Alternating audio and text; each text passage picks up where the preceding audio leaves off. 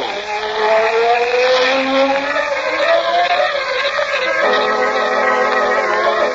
Sweeping down upon the underworld to smash gangland comes the mysterious, all-powerful character who is a problem to the police, but a crusader for law. In reality, Dan Garrett, a rookie patrolman, loved by everyone, but suspected by none of being the Blue Beetle. As the Blue Beetle, he hides behind a strange mask and a suit of impenetrable blue chain armor, flexible as silk, but stronger than steel.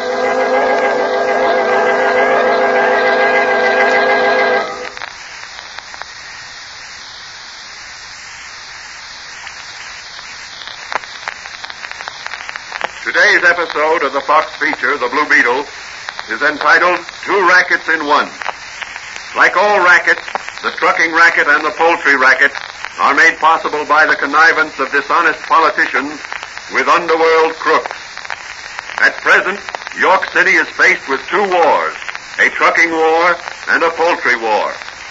Tribute is levied against all out-of-town trucking concerns who wish to deliver goods in York City by a group of racketeers calling themselves the Modern Truckers Protective Association. Also, all trucking concerns are warned particularly against hauling poultry to or from certain poultry dealers who are not members of the Metropolitan Poultry Dealers Protective Association, another racket. As our story opens, Dan Garrett, who is really the Blue Beetle, is cruising around with Officer Mike Manigan in the police car. I hate driving along under the elevated. Yeah, me too. You can't tell when some skittery female decides to cross against the light. Not much room to swerve, and those L-pillars don't give an inch when you hit them. Hey, look at that truck ahead. Oh, boy, what a smash-up. Park the car, Danny, while I run ahead and see if anybody's hurt. All right, Mike, I'll be right with you. Come on now, here. Stand back now, stand back. Stand back. Let's have a look. Hey, who's that lying there? That's the driver of the truck. Yeah, he turned out to avoid hitting a pedestrian. And got it himself. Oh, he's in pretty bad shape. Some of you phone City Hospital for the ambulance. I'll make it snappy. I'll go, officer. There's a phone in my store. The water, thank you, lady. I'll find out, Mike. Well, the driver here turned his truck to avoid hitting a pedestrian and lost control, I guess. And his truck turned over on him. Oh, the poor devil. He got it bad, I'm thinking. The truck belongs to the Intercity Trucking Company. Yeah. They're one of the trucking companies who refused to join the MCPA. Yeah, that's right. What became of the pedestrian? Well, I don't know. Did any of you people see the person whose stupidity and haste caused this accident? Yeah, I saw him. He was standing on the corner for some time. And when he saw that truck coming, he started running across the street. He stopped suddenly. And when he saw the truck crash, well, he ran away. Which way did he run? Across the street the way he started? No, the opposite direction. Well, what do you think, Danny? This wreck was planned, and I think I know who planned it.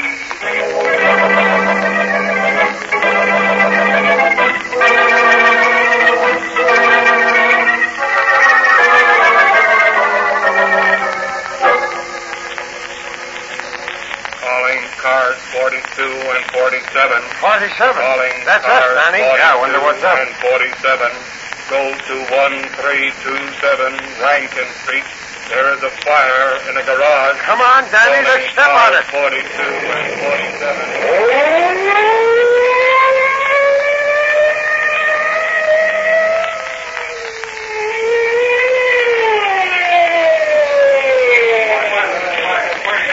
Looks as if the Modern Truckers Protective Association was out for blood this time. And why, Danny? That garage is where the Intercity Trucking Company parks its trucks.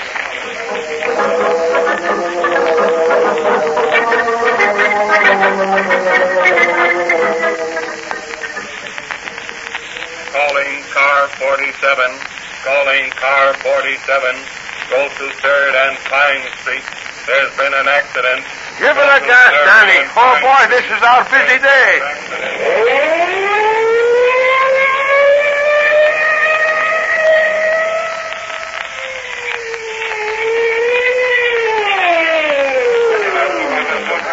I never saw anything like it. racket. His car went zigzag from one side of the street to the other like the driver was drunk. And then it came right up on the sidewalk and crashed into the store here. What caused him to crash? Well, I really don't know, officer. Where did you first notice him? Up the street a piece. Nick Martinez's coffee pot. He was eating a mess of mushrooms. Mushrooms? In a coffee pot lunchroom? Yeah, I thought it was funny. Nick don't serve us no mushrooms. Did Nick seem to know this man? Yeah. This guy says to Nick, Nick, you sure know how to cook mushrooms? And Nick says, I cook them special for you, Mr. Goodman. Every Tuesday, I make special for you myself, these mushrooms. And this guy here says, sure there ain't no toadstools among them? You know, toadstools is poison. So I've heard. Yeah. And then when I came out, this guy was getting in his car. And like I said, pulled out in front of me. So now look at him. The poor devil is dead. Yes, Mike. This looks like a case of murder.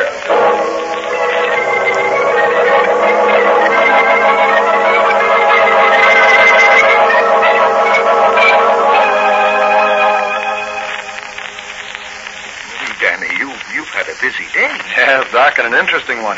What did you find out at the hospital? They performed an autopsy on Goodman and found evidence of food poisoning. Who was he? He was head of the S&M Poultry Company. That's one of the companies who've been fighting the poultry racket, isn't it? That's right. And where does Nick Martinez, the restaurant man, come into the picture? Now, what motive would he have for plotting the death of one of his customers? That's what the Blue Beetle is going to find out tonight. How? Nick's brother, Julio, is a wealthy importer of fancy groceries and foodstuffs. He has a sort of a dude ranch out beyond the city limit. What's that newsboy calling? I don't know, Doc. I'll see in just a moment. Get your latest steaks there. Eat all the food in here. boy. Give me one of those. Yes, sir. Here you are. Thank you. What's the paper say, Danny? Banker Williamson, president of the Drovers and Provision Dealers Bank, was killed by a bomb which blew up his car when he stepped on the starter. My. And he was one of our finest citizens. An honest, straightforward businessman. Now, who could have wanted him out of the way? I don't know. But Julio Martinez, Nick's brother, is one of the directors of the bank. And he may know. Well, what are you going to do? The Blue Beetle is going to ask Mr. Julio Martinez a few questions and waste no time about it. So long, Doc. Don't wait up for me. And don't worry. The Blue Beetle may be out till dawn.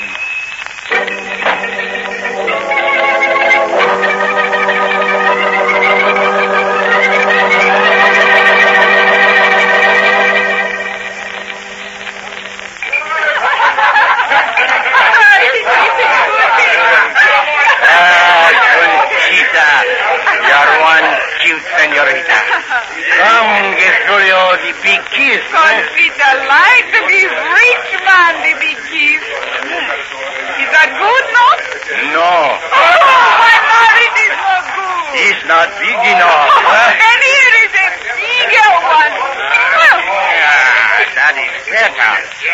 Tomorrow you will begin to make much money with this kiss. Conchita like that?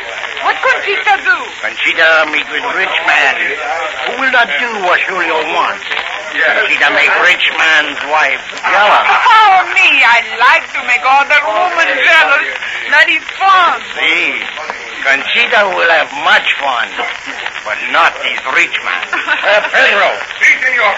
Wine for Conchita. Si, senor. And tell Mexico Pete I'd like for him to do tricks with his laria.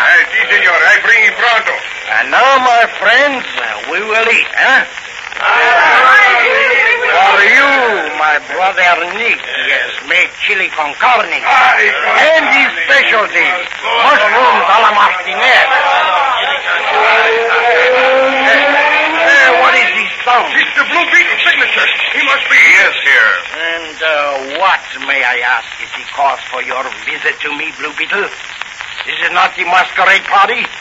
These are my friends and... Hired thugs and murderers. who make strange accusations, masquerader, and annoying ones. You are greatly outnumbered, Sir Knight in blue armor. Depart before you what? Before I call the police. Police are already on their way here. The police, Conchita don't like the police. Silencio! Quiet, everybody. We are respectable citizens. We do not fear the police.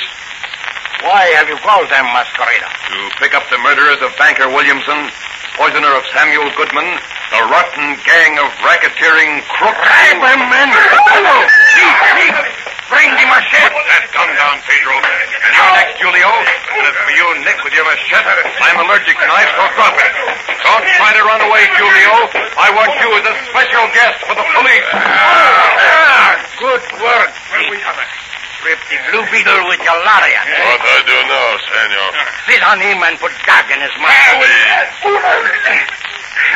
I have his hands in your boat. Try them, Pedro.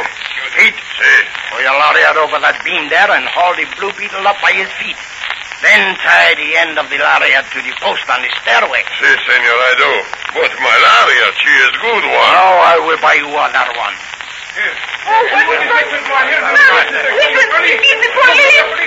Everybody will go out by the back way. Take the cars and go to my yacht. I will join you there as soon as I have done away with this Blue Beetle. What would you do with him, huh? Let him hang by his feet from the rafters until the police arrive. For a long time they have wished to capture the Blue Beetle. I, Julio Martinez, make them president of the Blue Beetle.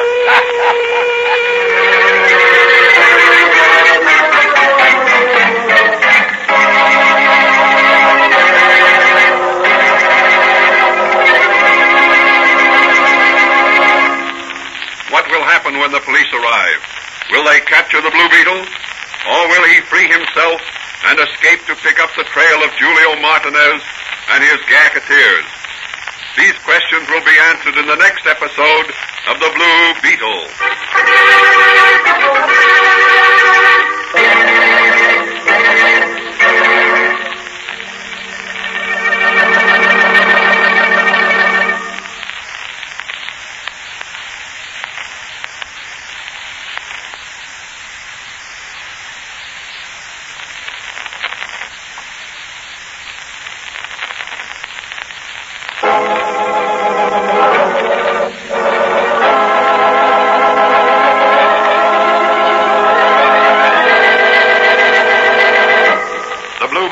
Copyrighted Fox feature appearing in Mystery Men Comics magazine and the Blue Beetle magazine. The Blue Beetle is on the air twice a week on this same station. Consult the broadcast schedule in your local newspaper. And don't forget to listen in to The Blue Beetle.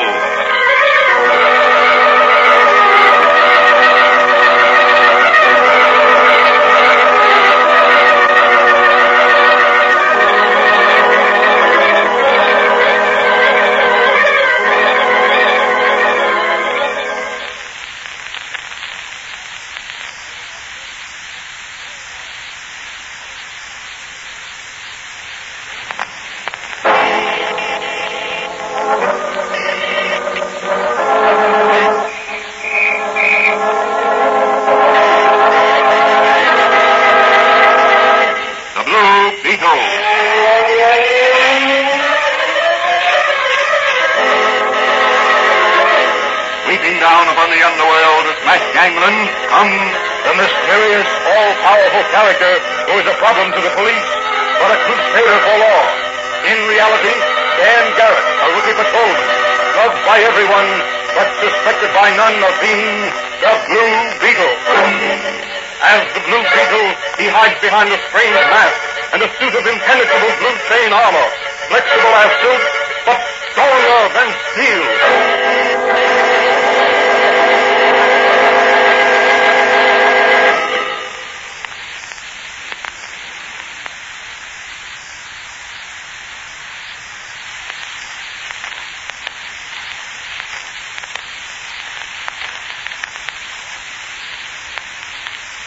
Today's episode of the Fox feature, The Blue Beetle, is the second part of a story entitled Two Rackets in One. In the first episode, several trucks belonging to the Intercity Trucking Company have been wrecked or damaged by fire. The head of the independent S&M Poultry Company has been killed in an accident after eating some poisoned mushrooms in a restaurant owned by Nick Martinez.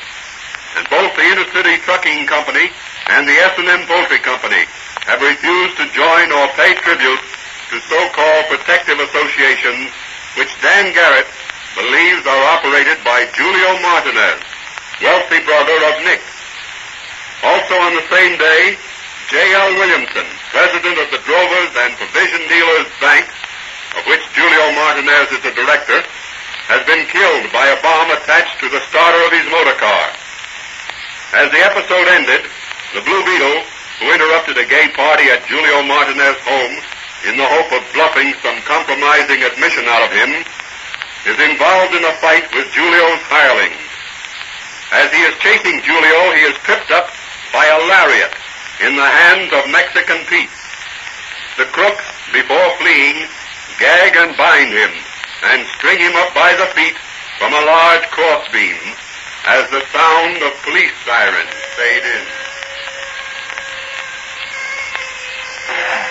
Good thing those crooks didn't put that gag in tight. Now if I can just double up like a jackknife, free my hands. There, my hands are free. Now to double up. Grab the rope. Got it. Hello there. Open up. It's the law. We're not breaking the door, Manigan. I'm not breaking in any man's door to ask him some civil questions. Besides, we ain't here to make an arrest. We're just here to question Julio Martinez or whatever his name is. Well, a man with a name like that can't be on the level. Maybe he's a crook. And what makes you say that? Well, he's a foreigner, ain't he? Now look who's talking. And you, one generation out of County Kilkenny and Ireland. Are you a crook out of the road? Well, that's different. Oh, it is now. Now, maybe he ain't home. And maybe your mother's cat had kitten. So why don't you try the door? Maybe it ain't locked. And maybe you'd like a kick in the shin. There, see? Just what I told you. Shut up. Anyway, I did my duty according to regulations. Hey, look, Mike. There's a rope hanging from that beam. Maybe Martinez... Hung himself and his ghost is hidden his body. Well, all right. What do we do now? And we'll report back to headquarters. Come on now. Maybe the chief will send us out here again in the morning. Gosh, that was close. Lucky that beam was wide, or Manigan and O'Toole would have spotted my Blue Beetle armor. Now to get down and make a little search among Julio's private papers. He didn't take them with him. The Blue Beetle's going to put Julio Martinez and his gang behind bars.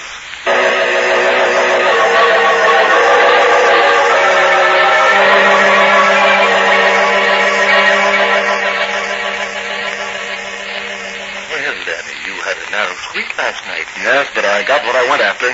Listen to this. I found it among some burned papers in Julio's fireplace. What is it? A letter from J.L. Williamson, president of the Drovers and Provision Dealers Bank, to Julio Martinez. Incriminating? Very. Part of the letter is burned away, but enough's left. Now listen. I have received proof you are secret power protective associations, inasmuch several lives snuffed out terrorists look upon you as murderer.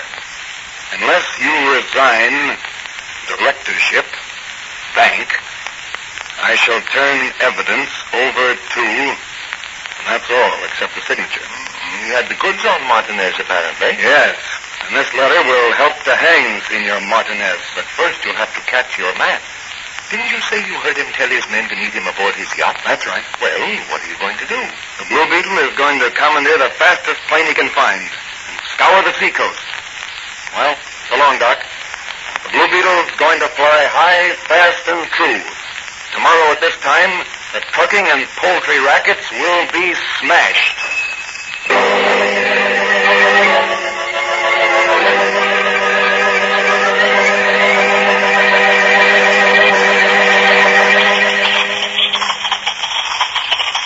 Good flying weather today, Joe. Yeah.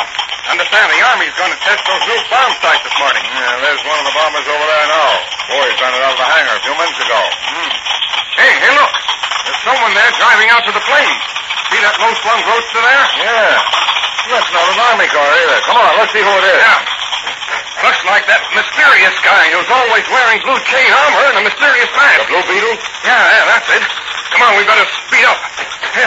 He's going to climb into that cockpit. Hey there! Hey! Hey, get out of the way! Get out of the way! Hey, look. He's taxiing down the field. Hey, there he goes into the air. Yeah. Look at it. Why is that in the field? He's headed for the coast. Yeah. Gee, what nerve. Stealing an Army bombing plane. I think to be in his boots when the Army catches up with him. Must be mighty important business when the Blue Beetle defies the United States Army. Yes, and there's 3 live bombs in the bomb rack of that plane.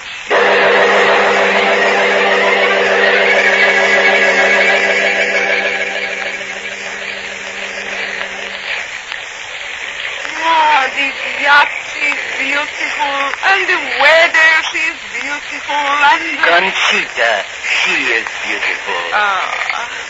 I like a man who owns big yacht. I think Conchita marry man who owns big yacht. How you like, Julio? That is matter we will discuss when the other matter is just done. What do you mean? There is much work to be done. Money to be made to be sure his mouth will be closed permanently. You mean the Blue Beetle? Blue Beetle is now in the hands of the police. They will not believe him. I have destroyed written evidence. But there is human evidence that must be destroyed. Ah, you are a ruthless man. Conchita love ruthless man. Beg pardon, Senor Capitan. There is plane off there, sir. Moving fast this way. His army plane. She is no concern about. Tell Manuel to head out to sea. Aye, sir. And tell Sparks to get in touch with Rogie ashore by wireless and report. Aye, sir. But look, Julio. That plane, she's coming down. She's coming close to us. What do you see in those spyglasses, Julio? Our interfering masquerader. You mean the Blue Beetle? See. Ah. Pedro. I go. Pedro. That plane is the Blue Beetle. Give him, with my compliments, a salute from the machine gun. Si, senor. I knew it pronto.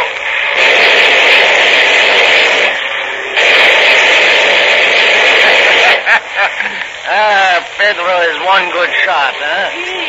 Mr. Blue Beetle does not like our salute. He has fly away. Maybe now he will mind his own business. I hope so. But look, he's coming back. So? Well, if he wishes more salutes, we give him plenty. But maybe he'll give us the same thing. Conchita no like bullets. You go below, Conchita. I do not want you to be hit. Si, senor, I go downstairs. It is not so noisy. Look, he's driving right for the ship. You think that's the man? That's a bombing plane. Hey, release them all.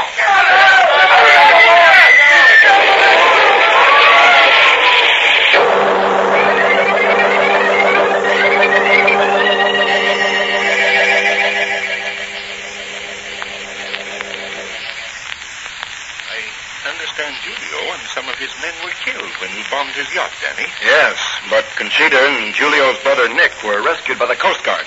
What about the bomber? Well, I managed to land her safely on Randall's Beach. She'll be all right with a little going over. Lucky Uncle Sam's men didn't catch you. Yes, it was. As soon as I beached the plane, I dived in again and swam mostly underwater to Ellis Point. I waited there until dark, then slipped through the police lines, which were spread out to capture the Blue Beetle. Well, Danny, according to the newspapers, Nick confessed his part in the racket and also incriminated several politicians who were bribed by his brother Julio to prevent action by the police against Julio's State Protective Association. That's fine. If it weren't for crooked politicians, these business rackets couldn't flourish as they do. Well, they don't last long after the Blue Beetle starts nipping. The Blue Beetle will continue to nip as long as there are crooks preying on honest businessmen.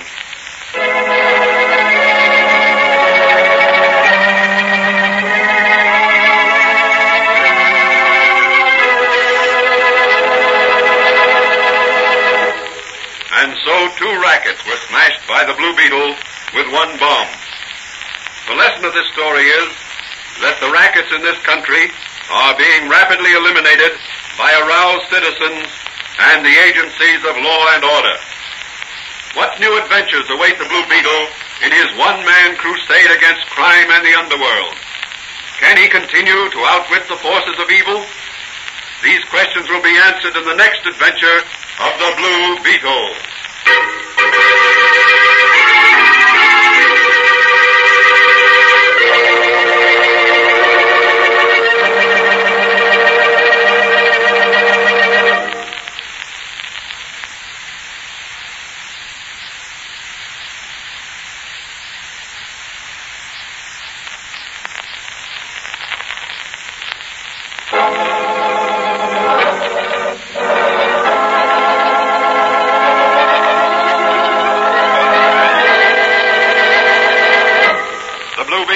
Copyrighted Fox feature appearing in Mystery Men Comics magazine and the Blue Beetle magazine. The Blue Beetle is on the air twice a week on this same station. Consult the broadcast schedule in your local newspaper. And don't forget to listen in to the Blue Beetle.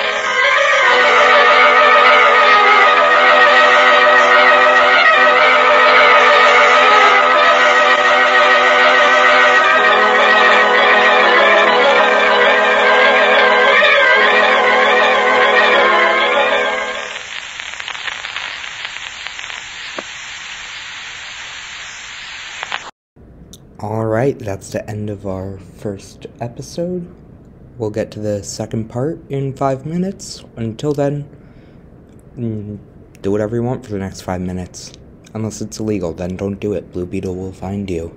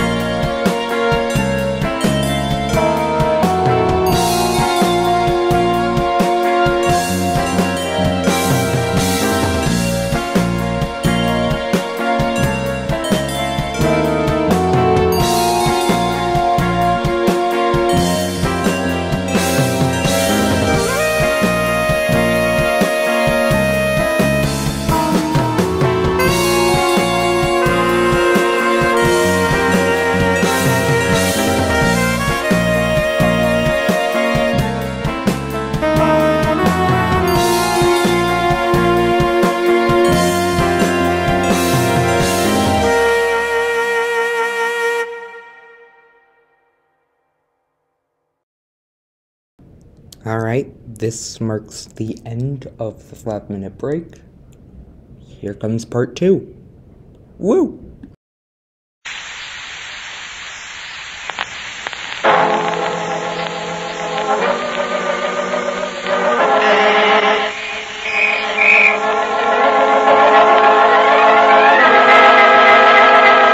The Blue Beetle.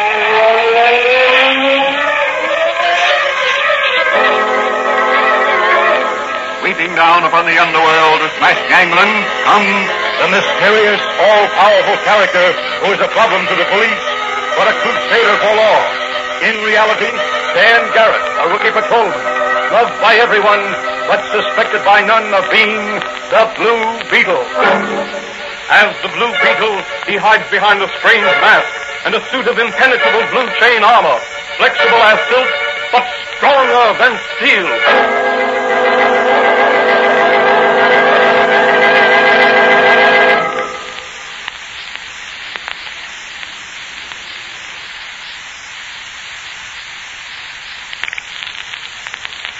Today's episode of the Fox feature, The Blue Beetle, is entitled The Underworld Goes Underground.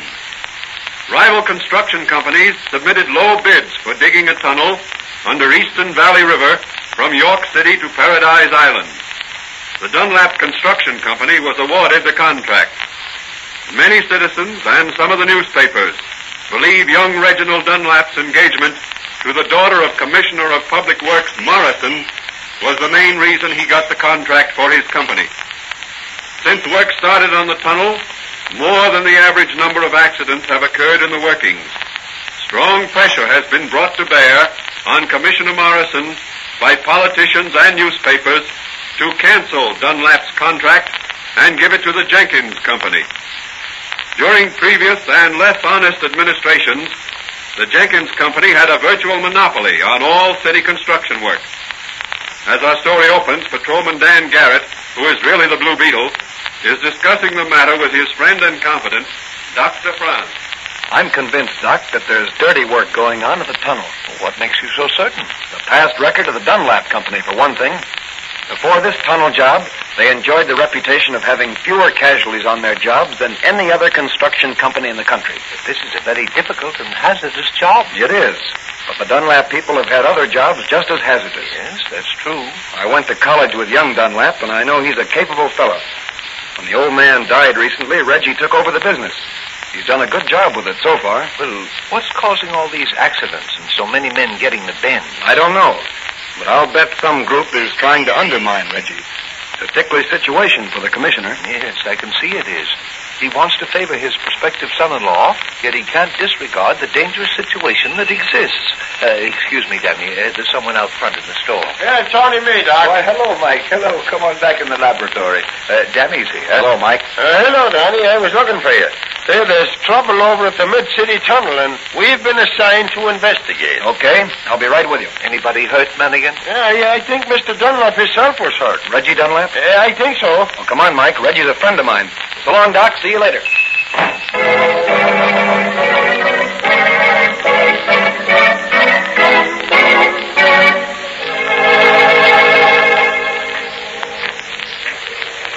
You're looking for someone, officer? Yes, Mr. Reginald Dunlap. My name's Stanley.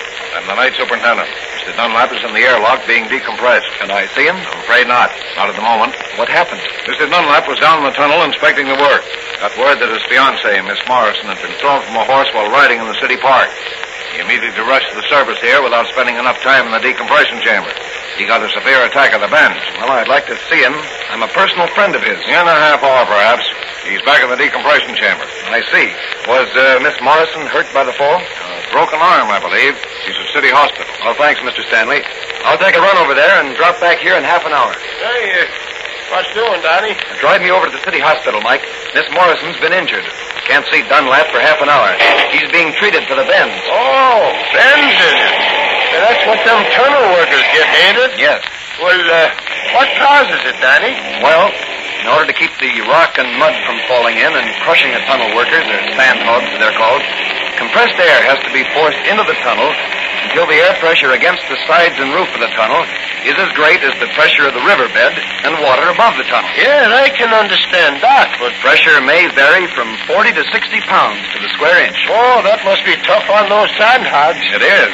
Normal atmospheric pressure at sea level is only 15 pounds to the square inch. And that's what the human body's accustomed to. Yes, go on. When the men go on the job, they spend a certain amount of time in the compression chamber, called an airlock.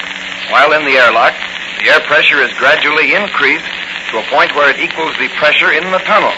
The men are then able to pass directly into the tunnel. They say it sort of conditions them, huh? That's right. Well, what about when they come out? Well, that takes longer. If the men aren't properly decompressed before they come out into normal air pressure, paralysis and even death may result. Well, here we are at the hospital, Danny. Good. Wait for me, Mike. I'll only be a few minutes. Okay, but if you see any good-looking nurses, just tell them that Mike Madigan has a car of his own.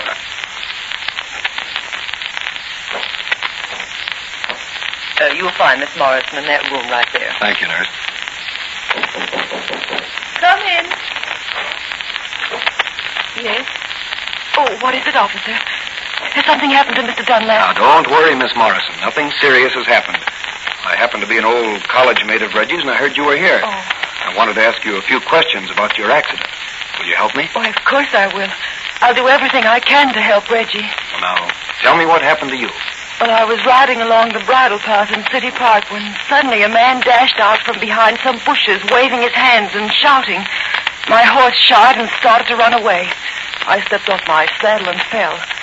That's all I know until I came to, here in the hospital, with a broken arm. Well, now tell me, do you often take that same ride, and at the same time? Why, yes. Almost every day if the weather is clear. Why? Oh, nothing.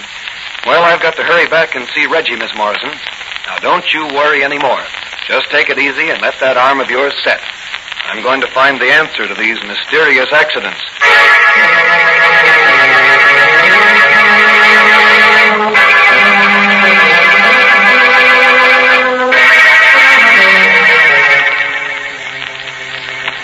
Well, Danny, what are you going to do with those old clothes? Put them on over my Blue Beetle chain armor. Going to a party disguised as a disguise? No, Doc. You see before you Patrolman Dan Garrett, alias the Blue Beetle, alias a sand hog in the mid-city tunnel job. Aren't you afraid you'll be discovered? I have to take that chance. What did you learn today? Oh, many things, Doc. I learned from Reggie, when I could talk with him, that he's not altogether satisfied with this new nighttime superintendent he has. You mean Stanley? Yes. Stanley's an experienced man, isn't he? Yes, and he came recommended by a friend of Miss Morrison. What about Miss Morrison's accident? I think that was planned with the hope that Reggie would come rushing up out of the tunnel as soon as he got the news. And be incapacitated by an attack of the bend. Yes. Well, what are you going to do? Go to work as a sandhog. Keep my ears and eyes open. But your identity. Does Dunlap know you're doing this? He asked me to help him solve this case. I told him it might prove embarrassing for his future father-in-law if word got around that a member of the city police force was working as a special investigator for the Dunlap Company. So? So I told him I was very close to the Blue Beetle, and I was sure I could persuade him to take the case. Very ingenious. Reggie got me a union card and a note to Stanley. I'm to start work tonight. Anything you need, Danny? This is going to be dangerous work. I'd like a shot of your secret 2X formula. May prove useful if I get into any trouble underground. You shall have it. Anything else? Not tonight. Well, so long, Doc. The Blue Beetle will crawl underground tonight instead of fly. But his nippers will be just as sharp.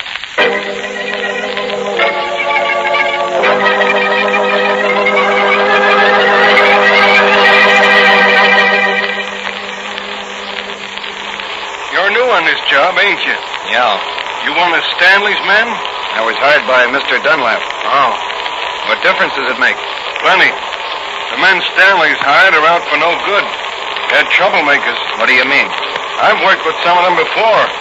They're always brought in when somebody wants to slow up a job. They're nothing more than gangsters. Who hired you? Young Dunlap's old man. What about all these accidents, blowouts, and cave-ins? There he is now. Uh-oh. Look out. Trouble ahead. Don't let them get you into a fight. They'll kill you. Let them try it. He's a spy. That new guy's a spy of the manager. Yeah, let's get him off of this job. Bert, too. Yeah, let's get them both. Hey, you. What's your name? Slug, do you? Oh, yeah? Well, slug to you. How do you like that? Well, how do you like that? Oh, get him, Joe. Get him with that stick. Wait till I finish work here. Oh, yeah? That would be never, Monk. How do you like them potatoes? Hey, fellas, come on. It's a fight. Come on, let's get in it. Hey, look. That guy's hat fell off. He's got a blue steel hood in his head. It's the Blue Beetle. The Blue Beetle? Yes, the Blue Beetle. And he's going to burn you with his magic ray. No, not in here. You'll blow us all the kingdom. What goes on here? It's the boss. Stanley. Who is this man in the strange mask? It's the Blue Beetle. Blue Beetle. Who sent you here? Blue Beetle flies wherever crime and crooks congregate. Well, there are no crooks here. He was snooping around with Blake there, boys. Bart, Yeah. go up to the office and get your money. Take this Blue Beetle with you. Oh, now, listen, Mr. Stanley. I Get ain't... in the compression chamber there. Okay. You too, Blue Beetle. Don't let me see your masquerading face around here again. I have a feeling you and I will meet again, Mr. Stanley, after the Blue Beetle finishes his investigation. Shut the door, baby. Gee, boys. Do you think he's wise to you? Don't worry. When he gets out of that compression chamber, neither he nor Burke will ever be able to tell what they know or suspect. You've never had the bends, Blue Beetle, but you're going to have them now, permanently.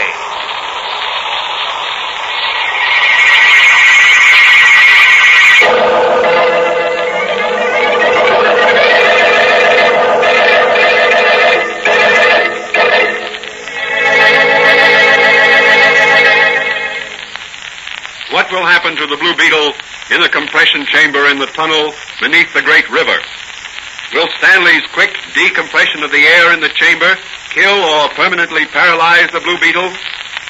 These questions will be answered in the next episode of The Blue Beetle.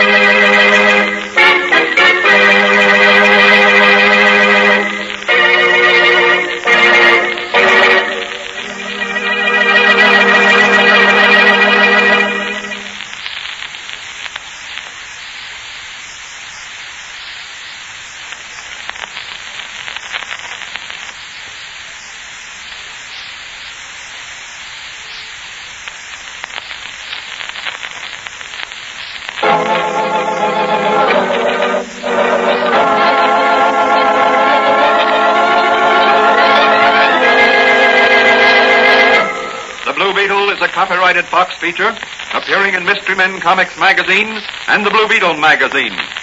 The Blue Beetle is on the air twice a week on this same station. Consult the broadcast schedule in your local newspapers. And don't forget to listen in to The Blue Beetle.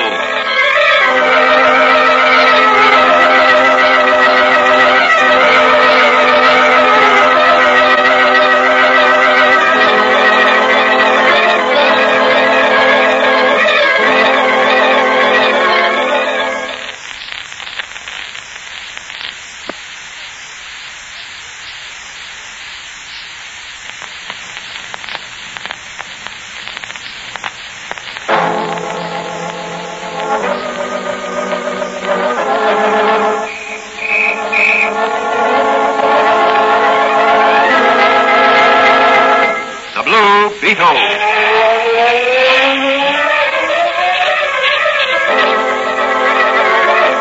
Sweeping down upon the underworld to smash gangland comes the mysterious, all-powerful character who is a problem to the police, but a crusader for law.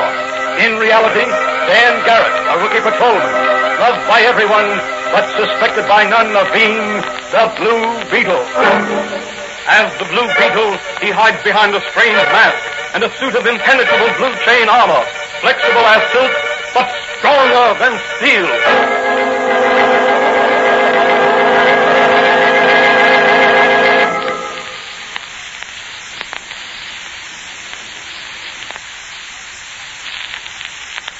Today's episode of the Fox feature, The Blue Beetle, is the second part of the story entitled The Underworld Goes Underground. Reginald Dunlap, head of the Dunlap Construction Company, has asked his friend, Dan Garrett, to make a private investigation of the many mysterious accidents that have occurred during tunnel operations under the Eastern Valley River. Due to certain political angles involved, Dan tells Dunlap he'll get the Blue Beetle to do the job. As the Blue Beetle, Dan Garrett, disguised as a tunnel worker, makes an investigation, but is discovered, and after a fight, is ordered into the airlock by the superintendent of the job to be decompressed before ascending to the surface. With the Blue Beetle in the airlock is a man named Burke, a faithful employee whom Stanley, the superintendent, dislikes and has just discharged. As the first episode ended, Stanley and some of his hirelings are decompressing the air in the chamber more quickly than is safe, in the hope that the Blue Beetle and Burke will be killed as a result. As our story opens, we are in the airlock with Burke and the Blue Beetle. What are we going to do, Blue Beetle? We're trapped and the air pressure is going down so fast I can feel the cramps coming on in my legs. Now, grit your teeth, old man, and bear it as well as you can. Just as soon as I can locate the valves in this darkness, I'll stop the decompression. There must be some control inside as well as outside this chamber. I think there is. Over there to your right. I've found them. Lucky I had my flashlight with me. It's getting cold in here. That's caused by the expanding air. It draws heat from surrounding objects. Well, I hope you can get us out of here quickly. That's just what I don't want to do. Now, there. I'm shutting off the valves here. Well, what about Stanley and the gang outside at the tunnel end of the airlock? They can't get in here now. The door opens outward, and the pressure from their side is too great. We'll just take it easy for a while and let our bodies adjust themselves to the reduced pressure. So now let a little more air out until the pressure inside is the same as that in the elevator shaft at the other side of the chamber. But the cold. I'm freezing. Here, put on this sweater of mine. Yeah, but what about you? I don't need it. I can stand the cold. I've conditioned myself to it. Well, thanks, then. Boy, this is going to feel grand. How's the bends? Better. Guess it must have been my imagination. I'll let a little more air out. That's more like it. That'll give us about 15 more minutes in here. Then it'll be safe to get out of here. Boy, will I be glad. Hey, Burke, how many of the men do you think are loyal to Mr. Dunlap? Most of them. It's only the muckers that are new on this job. Them and Superintendent Stanley. The muckers are the men who shovel or haul away the muck that's drilled away from in front of the shield? Yeah, that's right. We sandhogs, that is, the drillers, gave them that name. It certainly fits that bunch of cutthroats who attacked us. Yeah, they're a pretty slimy bunch. Did you ever work under Stanley before? No, never. Know anything about him? Only that he's the son of Assemblyman Stanley from the 3rd Election District. His last job, I believe, was as foreman of a job on the West Coast. How'd you like to do young Dunlap a favor? Oh, sure. He's always treated me all right, as his father before him. What do you want me to do? Keep your mouth shut about this whole thing. Well, what about my job? Let them fire you. Mr. Dunlap will take care of you until this matter's all cleared up. Then you'll get a real job, if I have anything to do with it. Okay. I don't know nothing. Oh, that's on the shaft side. I'm going to open up. Hello, open up. Give me my sweater back. I want to put on my disguise again. Okay. Yeah, here it is. And thanks a lot. You're welcome. Open up in there. Are you all right? Yeah, just a minute. Oh, what happened? phoned out of the tunnel, but we didn't get any answer. Oh, nothing's wrong. There was a fight, and me and Bert got fired. Yeah, Stanley fired us. We want our pay. I didn't get at the office. I'm going to find out what's wrong in the tunnel. Nothing's wrong, except there's a few of the wrong kind of rats in it. Come on, Bert. We need some fresh air.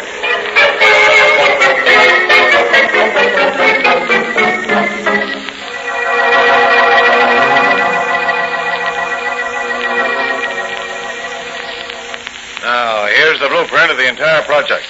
And here is a detailed print of the air system in the tunnel. Splag, our engineer in charge of the pumps, will know what to do when I give him the go-ahead.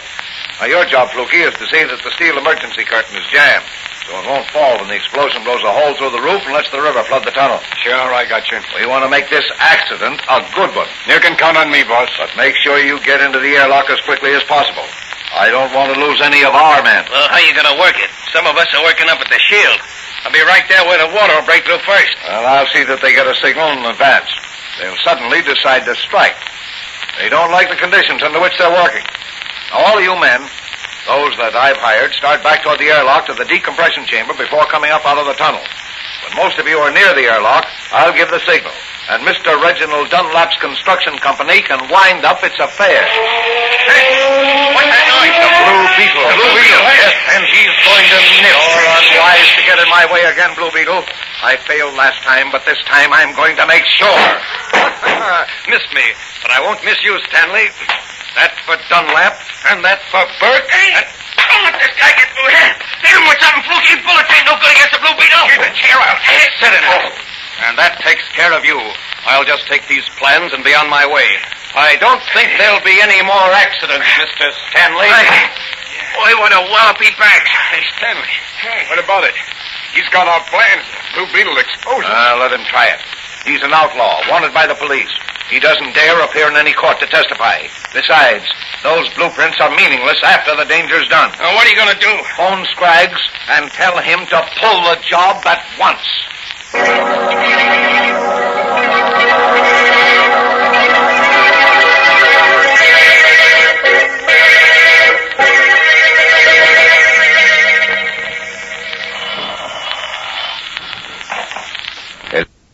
Annie, where are you? On my way to the Mid-City Tunnel to try to stop a sabotage job. Anything else? Yes. Phone all hospitals to have ambulances and pull motors sent over right away. Got that? Yes. Okay. The Blue Beetle has to work fast. Goodbye, Doc. Goodbye, Danny.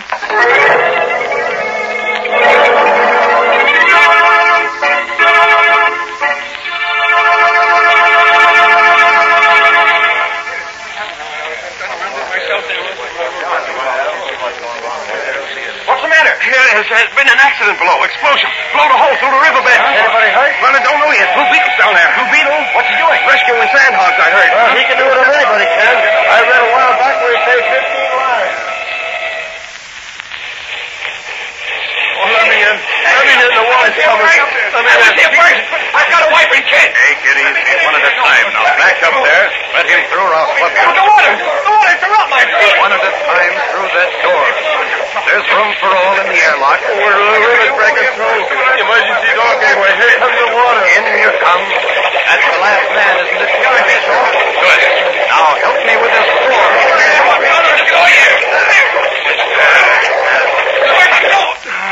That's got it. Well, we're safe now. Saved. Every man saved by the Blue Beetle.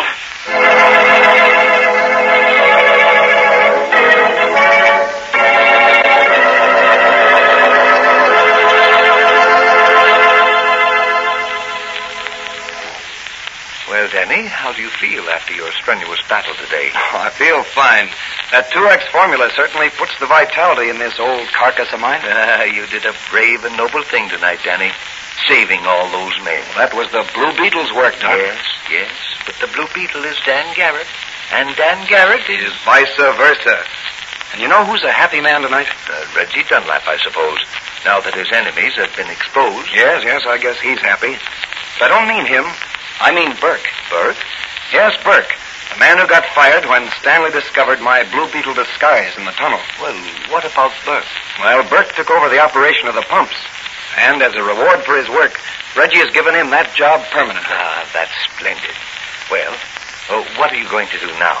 Well, Doc, with the compliments of the management of Dr. Fran's little apothecary shop, I'm going to make myself a great big strawberry ice cream soda. Oh, fine, Danny.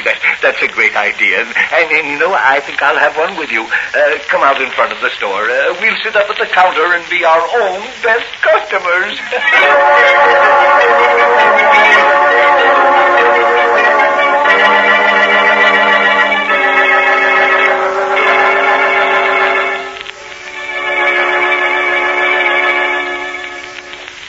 And so the Blue Beetle performed another noble deed and brought some dishonest crooks to justice. The moral of this story is that loyalty, such as that of Burke, the sandhog, brings its just rewards. What further adventures await the Blue Beetle in his one-man crusade against crime? This question will be answered in the next episode of The Blue Beetle.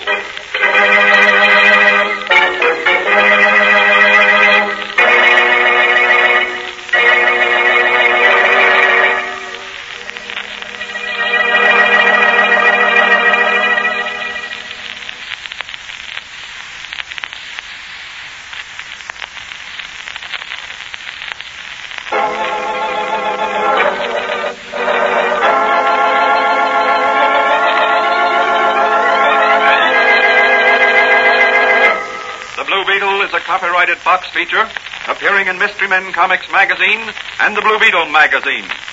The Blue Beetle is on the air twice a week on this same station. Consult the broadcast schedule in your local newspapers. And don't forget to listen in to The Blue Beetle.